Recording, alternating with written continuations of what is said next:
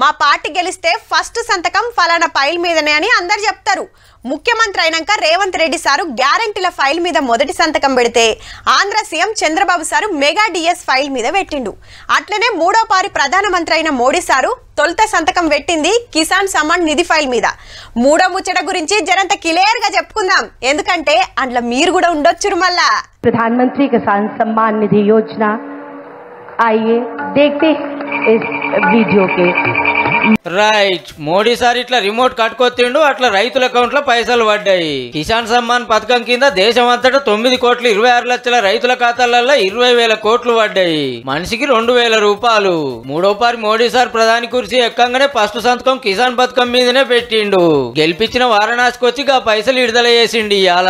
అట్లనే వ్యవసాయంలో రైతుల కాసరైతానికి కృషి సఖీలుగా ట్రైనింగ్ అయిన 30,000 మంది అక్కలకు సర్టిఫికెట్లు పంచిండు. आज दुनिया की सबसे बड़ी डायरेक्ट बेनिफिट ट्रांसफर स्कीम बन चुका है.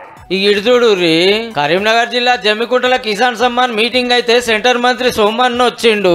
అయితే బీఆర్ఎస్ ఎమ్మెల్యే కౌశిక్ రెడ్డి గారు కేసీఆర్ సార్ గొప్పతనం చెప్పుడు సురువు చేసే వరకు ఇది మీ పార్టీ మీటింగ్ కాదని బీజేపీ కార్యకర్తలు లొల్లి చేసిండ్రు.